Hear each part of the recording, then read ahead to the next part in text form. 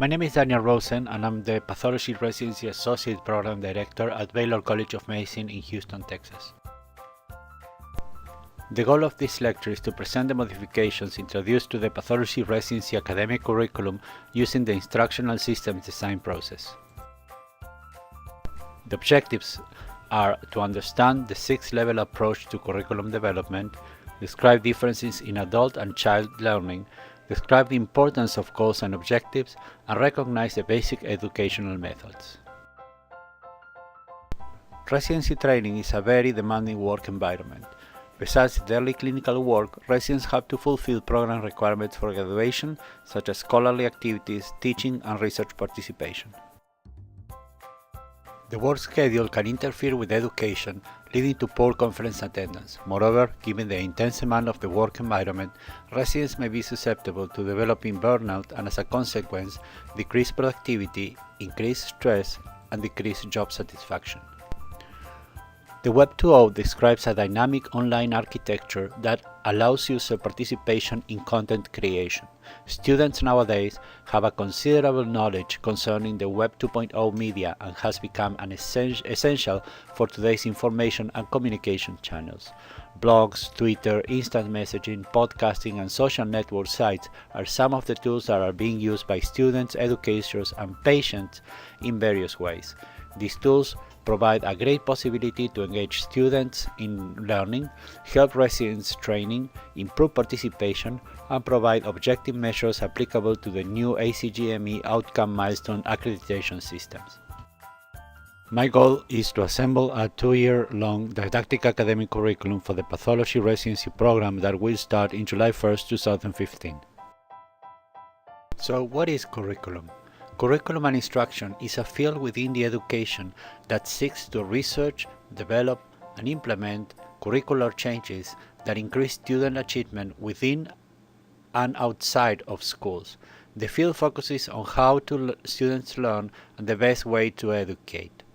It is also interested in trends in teaching and learning process. It tries to find answers to questions such as why to teach, what to teach, how to teach, and how to evaluate. What are the types of curriculum? The formal curriculum is the planned content, evaluations, methods, teaching statements, syllabi, competencies, formal policies, regulation, and expectations. The informal curriculum is what occurs in the clinical setting. It's opportunistic, idiosyncratic, it just pops up, it's the unplanned instruction. The hidden curriculum is the collateral learning, messages and lessons derived from the mere organization of the school, discipline messages, and may include both positive and negative messages, behaviors just like sitting up straight, raising hands to be called on, the endless competition for grades, and so on. Other types of curriculums are the null curriculum, that is what we do not teach. The received curriculum, those things that the students actually take out of the classroom. The internal curriculum, the processes and contents and knowledge combined with the experiences and realities of the learner to create a new knowledge. The electronic curriculum, lessons learned through the searching the internet. It is important to understand that the traditional lecture curriculum is a student's learner's greatest barrier to learning. It's commonly a one-size-fits-all approach and does not consider the varying needs in a group of students. Rigid curricular materials requires that educators and learners attempt to modify the materials to meet their need, which is inefficient and ineffective. I decided to apply the 6-step approach to curriculum development to further understand what was the status of our educational program and find adequate solutions.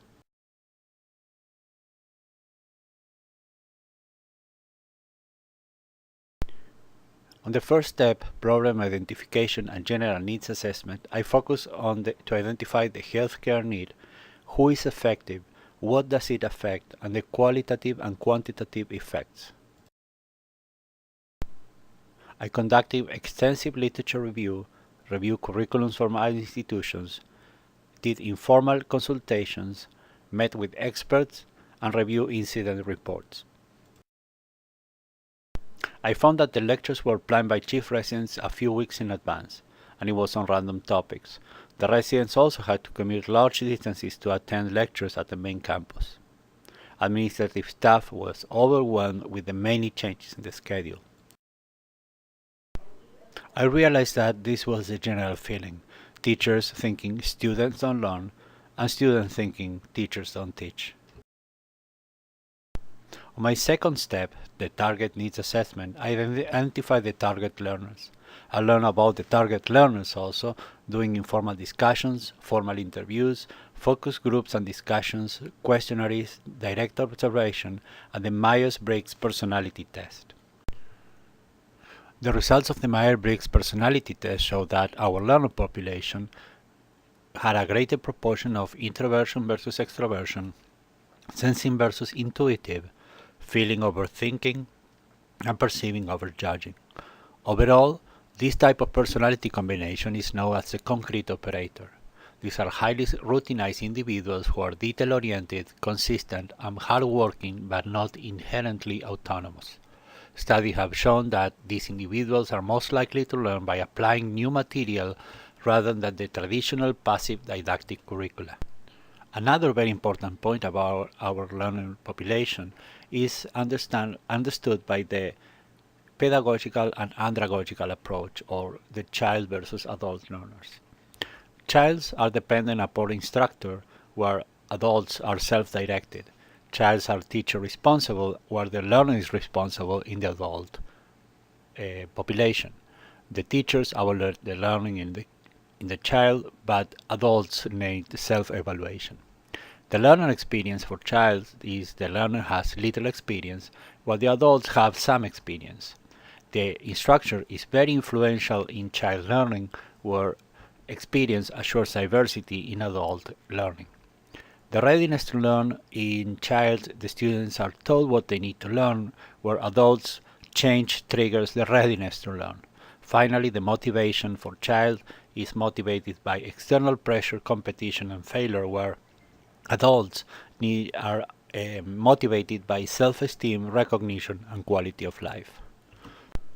Adult learners have prejudice that may not be overcome in a one-shot training. They expect to be respected. They expect to use what they learn immediately and make this information applicable. They need feedback and constructive criticism. The third step is goals and objectives. Goals and objectives aid in curriculum content selection, allow the evaluation of learners and curriculum, and conveys to others curriculum's expectations. So I distributed the following email to all the faculty and students, saying that we will begin our new structure for the didactic curriculum this year, and the goal of this curriculum was to focus on high-yield topics in anatomical and clinical pathology. The curriculum will last 2 years and will repeat after that, and the residents will hear the same topics at least twice throughout their residency program. The fundamental question is then why people should write learning objectives for their lectures, and why do learners even have to use them? So the state of learning objectives became a vicious cycle. Many faculty members feel that students do not use their learning objectives to guide their learning. By having poor impression of the utility, then they write poor quality objectives. Students then see no benefit on using these objectives, and the cycle continues again and again from one course to the next. Objectives then become a requirement rather than an ally in our teaching. So what I proposed was a backward design. First, to identify the outcome, to identify the desired result. Then determine the acceptable evidence for an assessment. And finally, design a meaningful learning experience.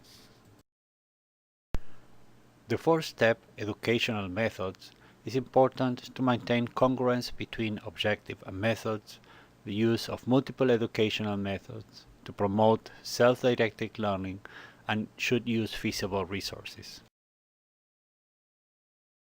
The calendar schedule was completely restructured to maintain congruence between the objective and methods. Furthermore, similar topics were grouped as blocks, for example kidney and breast, and given at the same time, followed by a final assignment.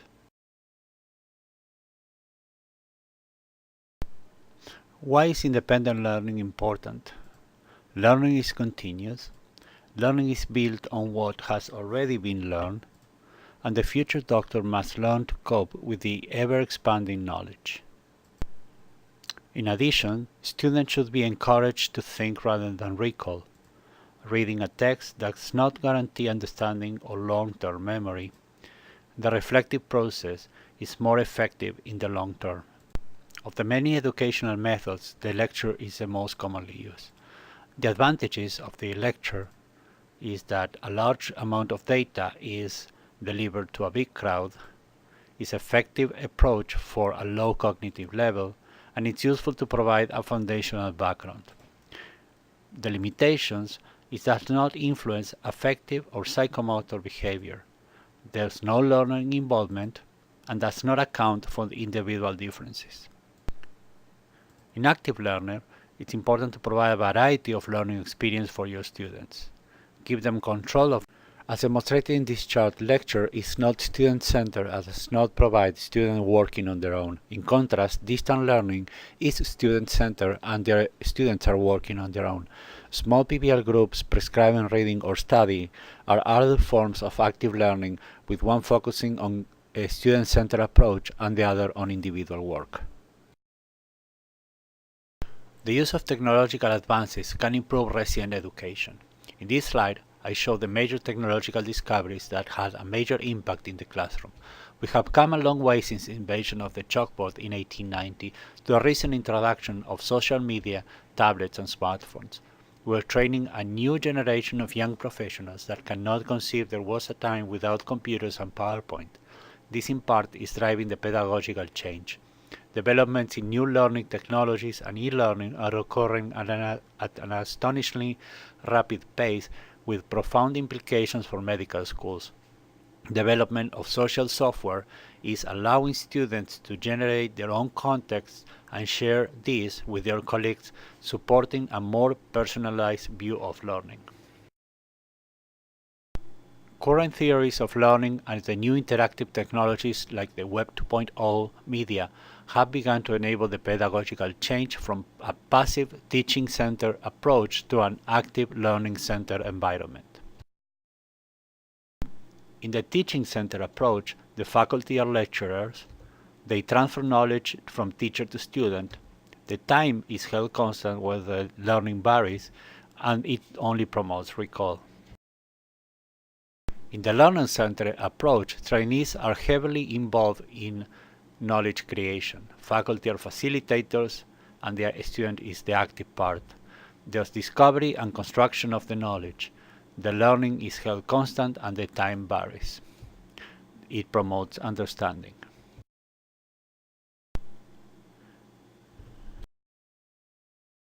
I have introduced the Blackboard virtual learning environment for all educational activities.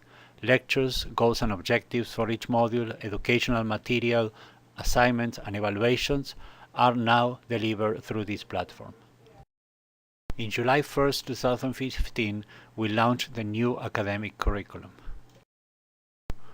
The new academic curriculum will be a 2-year cycle and will focus on high-yield anatomical and clinical pathology topics.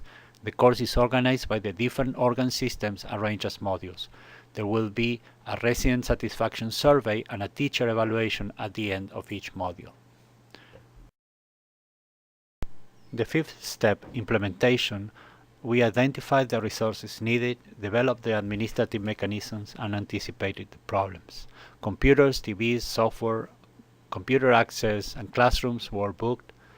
All the users' accounts were created, and each course has now its own electronic folder within Blackboard where teachers can upload their content. For the sixth step, evaluation and feedback, I selected measurement methods. I'm currently collecting data, analyzing, and reporting the results. All of this is done using the Blackboard platform. In summary, we discussed a 6-level approach to curriculum development for the surgical pathology program at Baylor College of Medicine. We discussed difference in adult and child learning, the importance of providing goals and objectives, recognize basic educational methods, and the importance of active learning. In conclusion, our program has underutilized powerful resources. The implementation of these resources, such as Blackboard, will definitely improve our educational experience. The results from the evaluation will provide useful data to further develop this curriculum. Thanks for listening.